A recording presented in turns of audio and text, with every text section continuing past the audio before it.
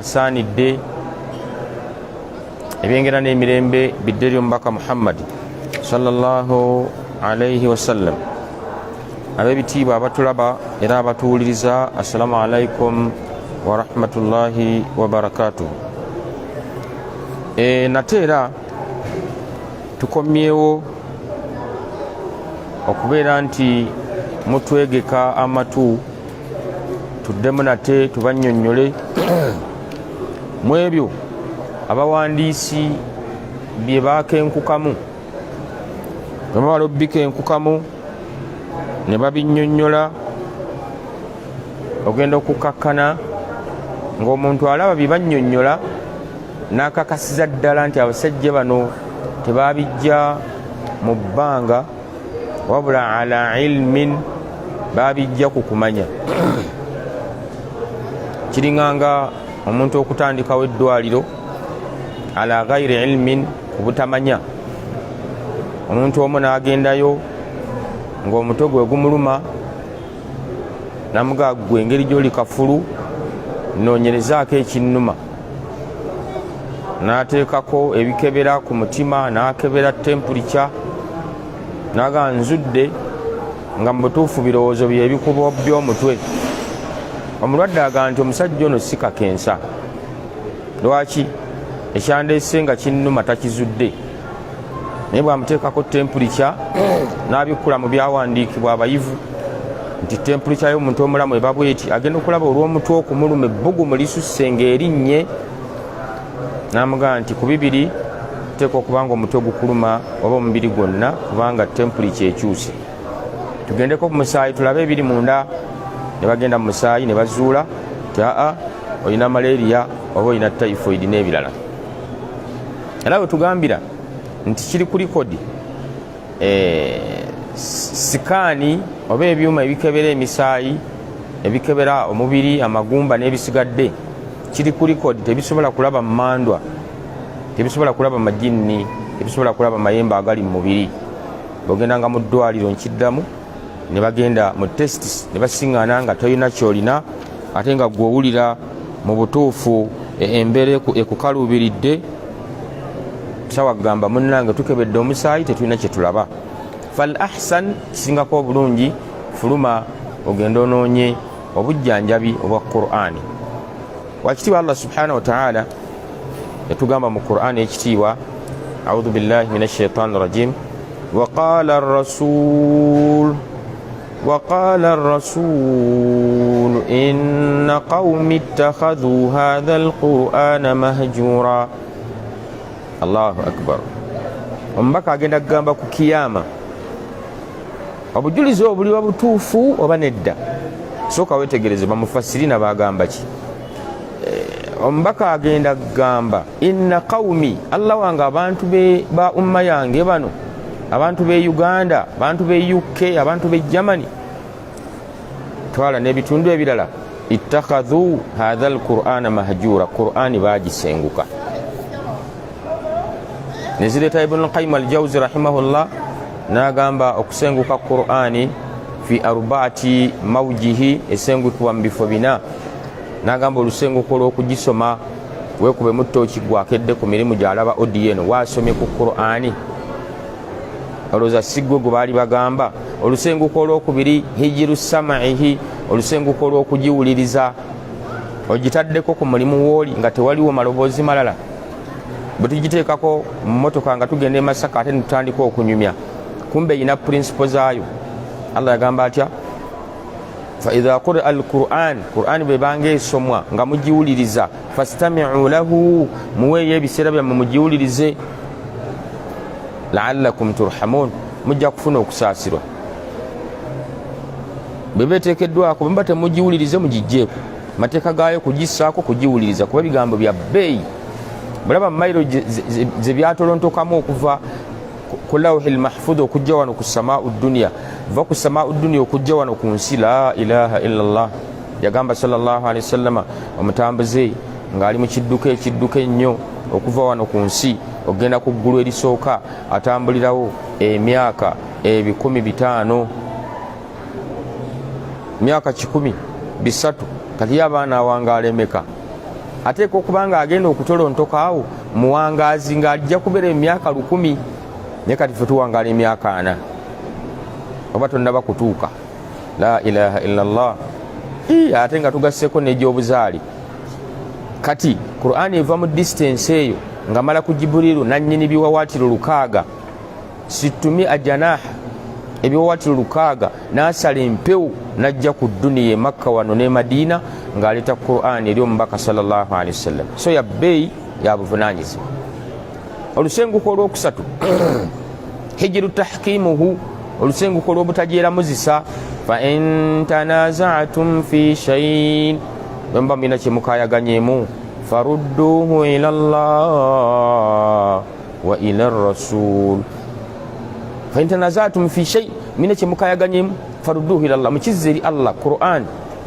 Qur'an ebalamule mukyalo mugoba amateeka g'omugoberamu mu Qur'an tegaliimu. Lwaki mugisenguka? Oyingira ennyumba, oluyingira lw'ogiyingira Qur'an si lwegamba. Tufu twagisenguka. Ozimba ennyumba, enzimba gy'ogizimbamu Qur'an si gyegamba. Enteekateeka yonna gisange mu Qur'an. Tusenguka olwokuna hijiru ilajuhu, obutajijjanjabisa. Qur'an tulina ogijjanjabisa ye erinamu n'essuula nnamba, bagiyita essuula ddagala. Nga bw'onywako bw'oti alhamdulillah. Naye tugikozesa lamma sahaba batambula mu biwonvu by'omu Madiina ne basaba abatuuze babawe ku bugenyi. Abatuuze ne baganda abantu ba Muhammad tembeesembereze. Ne bagenda mu muti ne bakampinga awo bakooye bawummulemu. Baba bali awo nga Lord Mayor w'ekitundu ayina ekimubozze oba musota oba kiki. Banonyeza eddagala libuzi. Laga tugenderera abasajja ba Muhammad bano bayinza otuyamba sallallahu alaihi wasallam.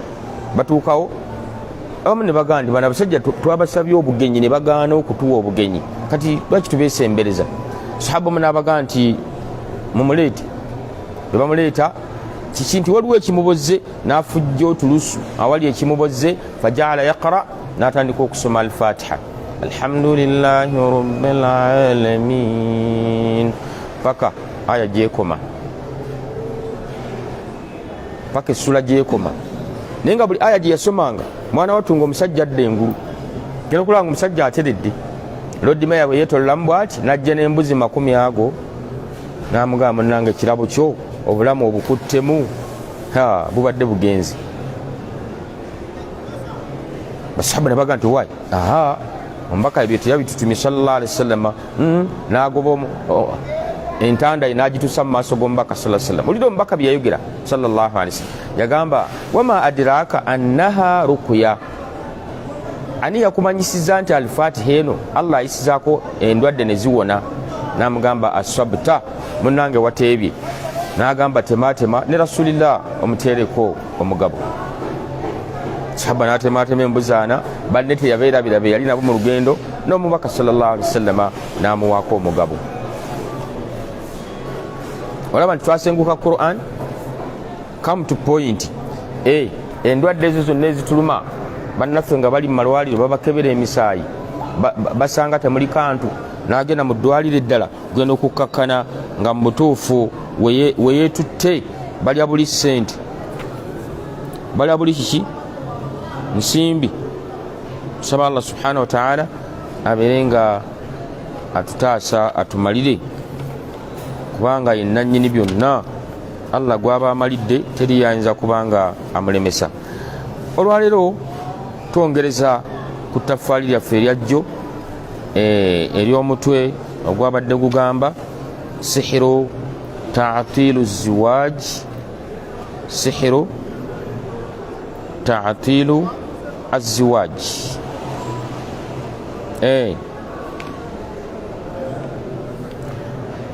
Bino oluusi bwe tuba tubinnyonnyola omuntu aleme kutunuuliramu kkubo lyakuloga. Omuntu bamuloga bwe bati ojja kuba ogudde mu shiriki omunene atagambika. Emirimu gyo gisazibwamu kyakubiri obeerako ekikolimo kya Allah gwegenda olaba abalogo n'ebibatuuseeko. tunulira nnyo omulogo n'enkomerero ye, baba n'enkomerero mbi, bafa bajeera, bafa bubi, Allah abatta mu nzita embi, babaako ebikolimo. Idhan Sheikh eggulo yadde atuyitiramu nti omuntu abeera ddi mu position oba mu kifo n'awulira nga aliko sihiru ta'til, eddogo eriwamba obwongo. Abalina abakozi mubegendereze mu byemulya ne byemunywanga be babibakwatiramu. Mukozi akukwatira mu katunda, mukozi akukwatira mu mmere n'enva. Allah kibola kyali badde kya buvunaanyizibwa bakyalamu abakola okwegendereza ennyo abakwata mu butunda bw'ababba bammwe eka. Oza tulinayo omukozi, tulinayo house girl. Allah abo ba house girl abasinga obungi bajja ne mission zino kukugonza, kukunafuya bwongo, omwagale hubban jamma, olwagala olutagambika.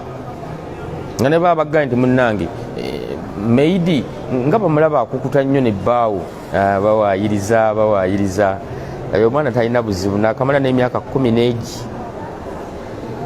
So baba ne missionizi zaabwe, saagala bbawa nnyo byafaayo byabwe, naye nga waliwo omu eyatandika mpola mpola.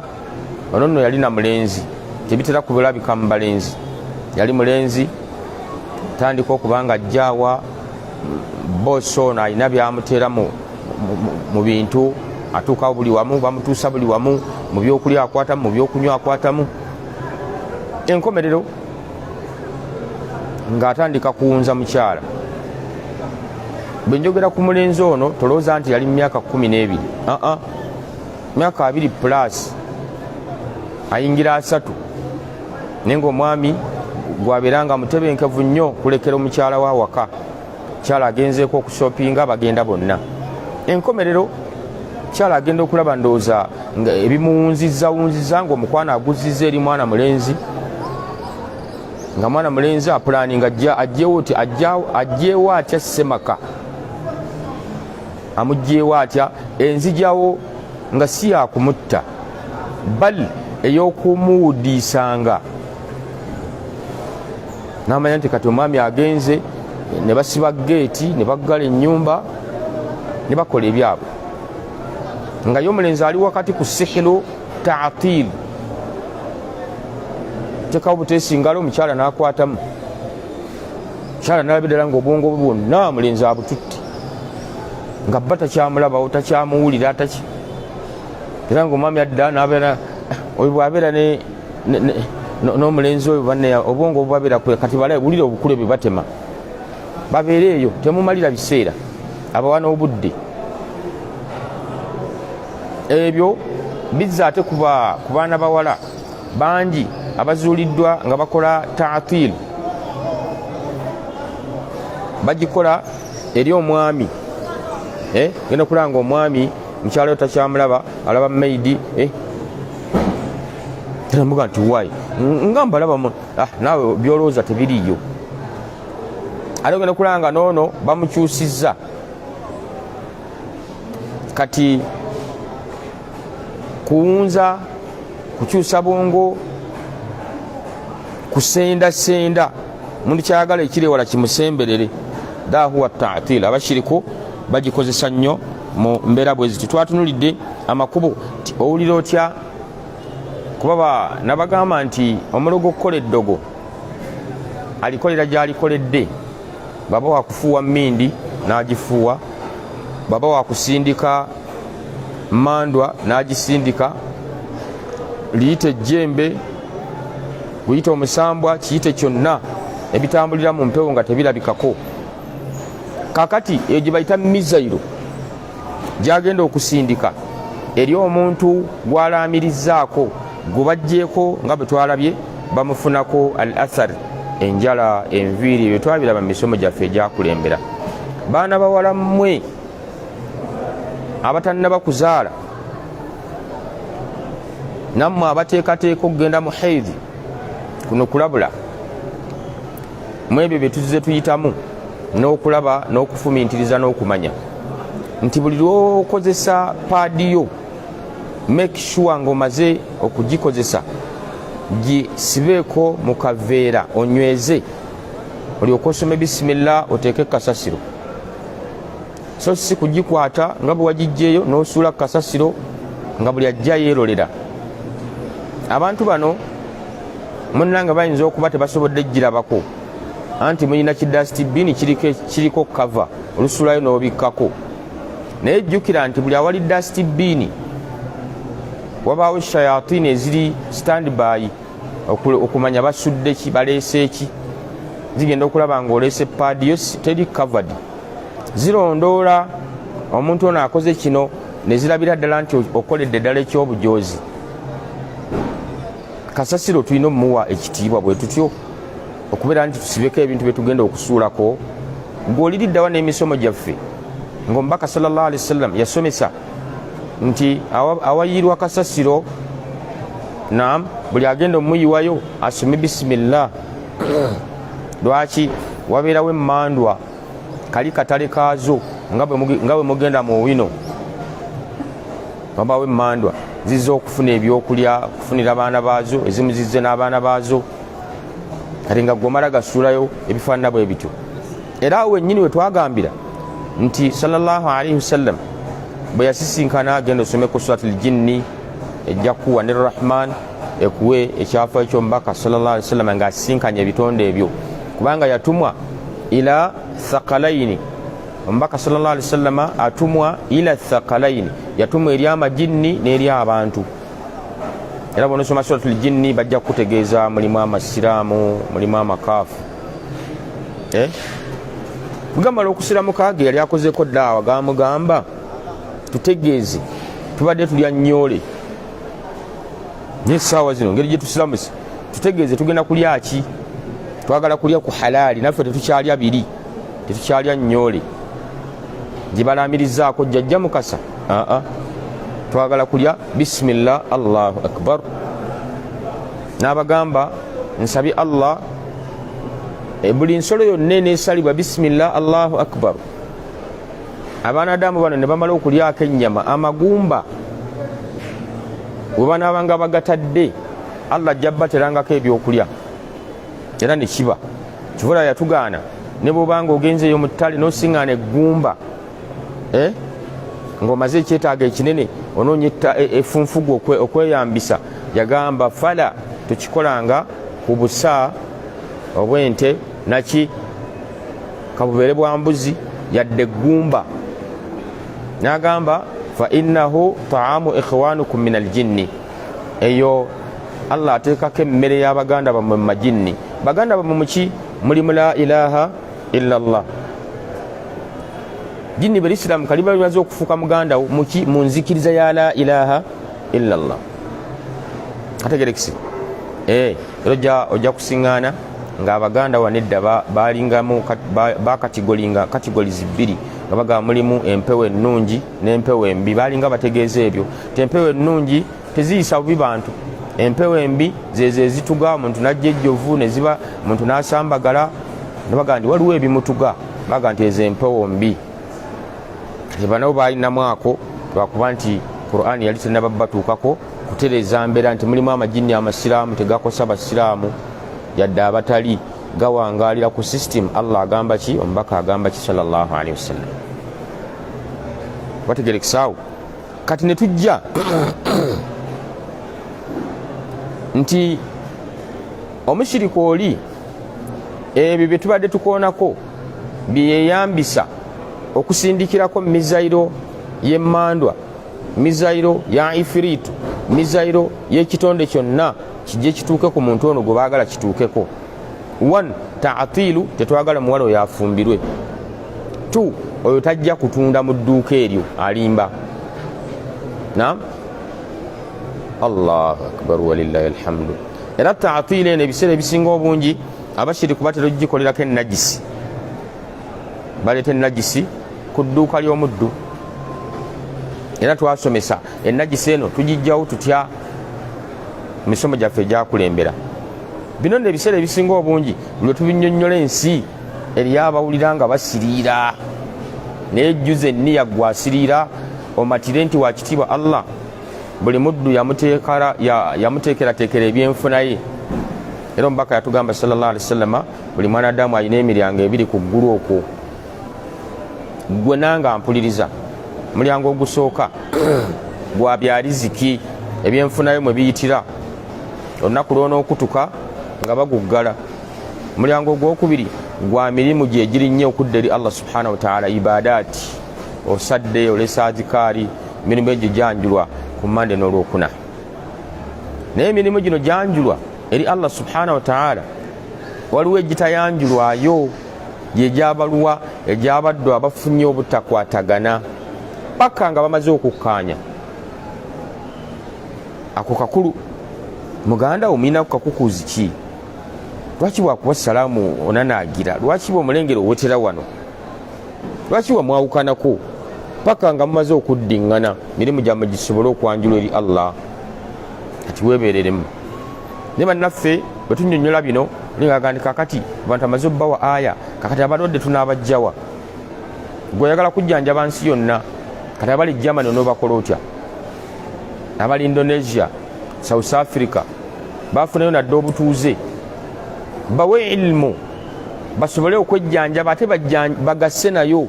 Lwaki naawe wagisanga n'ogisoma tebaba gikutuusaako? Wali badde otya? Naawe oyimiridde wamala kugisaka, singa tebaagikuwa naye kati iri bwe bekutuuseeko gigabe. Allah yagaba riziki.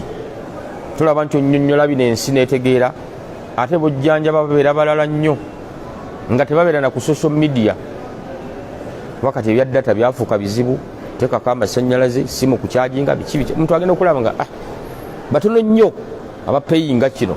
Era tubeebaza ababeera mu kilaasi baba nti obudde buno tutambula nabo. Idhan badde nkunnyonnyola nti biki taatilu byeyitako kutuukako eddogo lino eriwunza mu bye twamenye eggulo okuwa ku ngalo. Naam, obusiraamu bukubiriza bwesinkana musiraamu nno muwe ku bugalo. Fine. Ate singa aba ayo yennyini ng'ate yaleese eddogo mu ngalo ze. Omubaka yatusomesa sallallahu alaihi wasallam sitiru ejjiji ma baina ayunil jinni, Allah lyateeka ku maaso g'amajinni, wa awrati bani adam, n'omubiri gwa mutabani wa Adam, an yusammillah, bagamba nti bisimillah. Hadithi ntuufu eri Muslim ne Bukhari. Gwe weekengedde gamba bisimillah, assalamu alaikum warahmatullah. Wamazidde okusaayo ejjiji bwe mubaamu eddogo basimala eriziiza, naye empeera z'okukwata mu ngalo n'oba nga osigadde nazo. Okategedde ako? Era kye twagamba nti amalogo agajjira ku masimu, kuba kati tekinologiya yalaze wala ne ku masimu balogerako. Oli anyiga ennamba yo ne bateeka mu kibbo wali ekyalubaale ekyajjajja, ne bateekako transport w'amayembe, ne bagamba mulumba oyo agenda okukwata essimu tagenda ebweru, bigolongotane byonna byebapanze bife. Bagenda okukubuza visa eri ku ssimu, yasiimuse ate essimu yayiise. Nekoya ku ssaawa esembayo visa eriwa nti banne yabadde kuno nti wacha tukati banne ebintu bitabuse, visa bagisindikira ku ssimu. Kakati otandika kaaba, kumbe waliwo misaire yajjidde ku ssimu. Oza halo essimu nga tagikwata, banne esente ze zigenda halo, kumbe n'amayembe gakwa trackinze dda ne gakuyingira. Era ogenda okuwulira mu makubo ge gayingirira mu sheekhe gatugambye, number 1 al khawfu shadid, ofuna okutya. Oluusi empewo okuyingira n'owulira nga n'olususu lukuyiise. Khawfu shadid, kutya okw'ekitalo. Omuntu ono akola atya buli akwata essimu? Ogimanyi ya Aisha okuva e Germany, ogimanyi yaani, ogimanyi ya Ahmada, gamba bisimillah. Bisimillah kikulu nnyo, kuba nti okulembeza basimala ku ssimu ye sitira. Otaddewo ejjigi, netiwaaka yaabyo bijja naye tebikulabako yadde okukosa. Bisimillah kikulu nnyo ku ssimu. Sheekh atugambye al awla number 1 al awwal ekisookera ddala gamba bismillah ku muntu gwogenda okukwata mu ngalo ne ku ssimu bismillah. Ndio ni hadithi obujulizi bungi nga buli lwogenda okwambala olugoye bismillah, ogenda kuzijjamu bismillah, edduwa z'okwambala engoye muzisome, edduwa z'okweyambulamu engoye muzisome, edduwa eza buli kifo, bimu ku ebyo ebikola protection ku mwanadamu.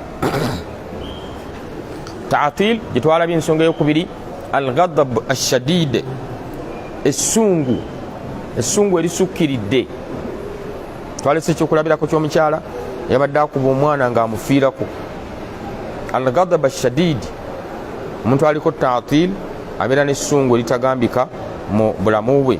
Ensonga eyokusatu gye twalabye al-ghafla ash-shadid, obugayaavu obutagambika obususse. Mulimu okusika omuntu okumutwala eri shahawa, eri obwagazi bukuwambibwako nga bayise mu mbeera eyo. Faljinnu baina halatayn,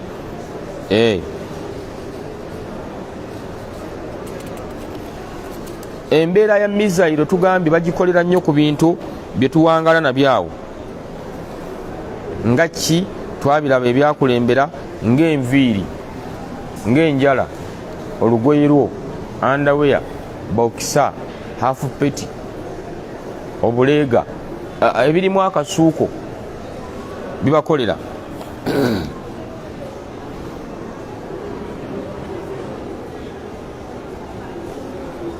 Sheikh annyonnyola wano ng'alaga nti oluvannyuma lw'okufuna biri waliwo ne a'raadu endala. As-sudaa bayna al-hayni wal-akhar la yantahi ma al-akhadhu al-adwiya at-tabiyya. Era biddamu okuba nti ofuna sudaa, okubobbebwa kw'omutwe nga gukuluma sayidi oluusi wakati, naye sayini ebaawo nga embeera eno emaze okutuukako ey'okulumizibwa ng'ofunye sihiru ta'til, owambiddwa ng'oli omutima gukukubira kulaba oyo nga bulaba boss, omutima bwe gumukubira okulaba omukozi we ng'omukozi we yakikolako, yamuloga. Ad-diq shadid, diq okufunda wala muli okw'amaanyi ng'oli omutima gukufunzeeko. Fi sadri, mu kifuba, khasatan baina al-asri ila muntasifi al-layl, ebiseera asiri wetuukirawo mpaka obudde. Enjuba buli lwegwa gwe n'owulyanga ekifuba kikuzitowa, buli asiri lwetuuka n'owulyanga ekifuba kikuzitowa. Oga lwaki kino kibaawo? Muja buli kawungeezi mba mmira amakerenda munnange. Lwaki 11 awo empulira nga ng'omanya kabonero temwemanyiza biweke. Allah bataase. Ru'yatu khatib fi mandari kabihi, ru'yatu al-khatib fi mandari kabihi. Baba mwana wa buwala eyamwogereza amujjira mu kirooto mu kifaananyi ekibi, n'agamba sajja amuswaggara, naga nalabye akasajja sina gye nkatwala. Eyamwogereza emisana ne bamutenda, musajja alina diguli, musajja yasoma, ava mu famire y'abantu, alina emirimu, alina bizinensi. Waleti simbi shetaani ng'ejjo olw'okuba aliko ta'til ey'obutafumbirwa, emuleetera ekifaananyi ky'omusajja ono mu kifaananyi ekibi. Negamba oyo kwemmoloose sina gye mutwala. N'agamba kasratu tafkiiri shurudu dhihini, ebirowoozo bibanfaafu. Omuntu atunula ati mu kifo kimu, n'atunula notuuka n'omujjira oti mumaaso, naye ng'atunudde wamu bw'ati, naye ng'ebirowoozo biri wala, ali Masaka. Ebirowoozo ebingi ebyo bijjira omuntu aliko eddogo lya ta'til. Sheikh agamba nti al-qalqu al-kathira fi athna'i an-nawmi, okwekangakanga omuntu ng'ali mu tulo nadda engulu, tuba tumututte nadda engulu, kwekangakanga okwo tuga kiki musiraamu? Oluusi guwa musoose tonneebaka ye nga yeebase, genda okulanga wayita akaseera ng'otulo tumututte tubanga otumutwa neyeekanga. Nombuuza kiki? Naga n'omutima gunkuba nesimanyi ne tumubba dakiika 4 ne kiddamu. Sheikh agambye alqalku lkathiri fi athnai naumi, okwekangakanga okususse ekiro. Ahyanan yakunu hunaka alamu daim fi lmaida, abeera n'obulumi mu byenda, tubiyita byenda naye tugambe tugattiramu nti mu lubuto, aba alumizibwa olubuto, abeera n'obulumi mu lubuto. Muntu gwe bateekako eddogo erifaanaganako bwe lityo erya taatiru, kuwunza, kuwamba, kulemesa mwana muwala butafumbirwa, kulemesa mwana mulenzi butafumbirwa, eyo neekolebwa mu mbeera bwe zityo. Era n'omukyala okugamba nti nze tebankyawa, ogambye otya? Nze tebankyawa, mpozi nga saava waffe erukaya abantu bamanyi okunyonyola ebyalo byalo gye bava abatiisatiisa, n'ebiseera ebisinga omungi abatatiisatiisa aba n'ensonga gy'aba yeesigamiddeko eya taatiir. Era bagenda okulaba nga musajja byeyannyonnyodde ekika ng'alaga nti omukyala amumaze ng'ate baddiŋŋanye, baga nti tetukyessaayo byaffe. Omukyala natuuka okuba nga omukwatira mu nnyumba n'omusajja, musajja gwe n'oddira omukyalo, olina amagezi gwe.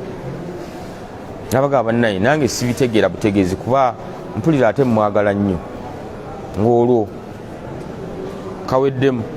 Era abashiriku batera nnyo okweyambisa amalogo gano okujooga nga yo omukyala asazeewo kutambula wakugulu mwenzi okukamala obumazi nga yeesiga ki tibba tasobola mugoba ne bwamusanga mu kikolwa, kuba alinayo kitaatiiri, alinayo taatiiri. Tusaba Allah subhanahu wa ta'ala, Allah atutaasa abatannaba kuwasa munoonye omukyala munnaddiini, n'abakyala mu batannaba kufumbirwa munoonye omusajja munnaddiini. Mu dduwaazo kisabe Allah ajja kikuwa. Era omubaka sallallahu alaihi wasallam ebintu byamenye ebina omukyala kwawasibwa obulungi, famire, emaali n'eddiini, n'atusibirira entanda egamba etya fadhfaru bidhati ddiini tarubat yadaka, osiimanga nnyo eddiini, mikono gyo tegijja kusaabaana ttaka, tebajja kukulisa hedhi yadde najisi mu mpombo awaka, tebajja kukutega bingi bingi. Abakyala abashiri ku bibatega abaami, n'amuzingirira ati ku nkondo y'ekitanda n'agamba gwe owedde, n'amutera byamuteredde mu piro tezikyuka, eyiye bayiyo, buli okyusa eyiyo ogimuwa webake ku yiye luba lutalo, eno eyiyo yagiteekamu biki, eriyo agamba nti obuusa baaki.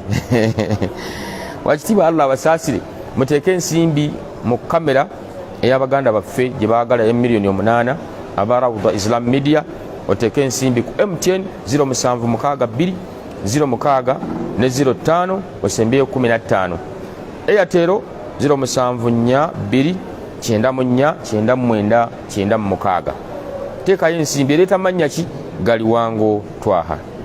Twakafuna emitwalo gya Uganda 98 mu 15,500. Muteekeeyo kamera ya bukadde 8 bebaayo abalungi. Aisha Germany gyoli enza okubaayo gurupu za ddaawa, abasajja abalina ku nsimbi abalungi, bagambe omusajja omu asobola otugulira eno kamera miliyoni 8, ddaawa etambule. Muli Germany naye ddaawa batuukako nga muli awo mu nnyumba yammwe, abalala bali South Africa. Muteekemu ensimbi, abaana ba Rawda bano bafune ekyuma ekyamaanyi ekisobola okuba nga kigenda batuusaako ate nga nabo tebakaluubiriziddwa. Ennaku zino enkola gye bakolamu emirimu si ya mulembe, yeetaagisa mashini ey'amaanyi. Tusaba Allah subhanahu wa ta'ala abasobozese bi'awnihi tabaraka wa ta'ala. Omubaka atugambye sallallahu alayhi wasallam, esigadde dakiika 5, fadhfaru bidhati ddiini tarubat yadaka, siima ddiini. Bino byonna ebizibu tebijja kusinkana. Era nga tutunulira obubonero obulagira ddala nti omuntu mwana gwe bakulemesa obutafumbirwa, mwana gwe obulenzi bakulemesa obutawasa, gwe bakusibira okubeera nti obeere wakakande gyobanga osabira, tolina kugenda wakayiwa, eddogo lino limanya ddi, bwe bwe obubonero. Ahyanan olumizibwa olubuto, ebiseera ebisinga endwadde yeba ya lubuto.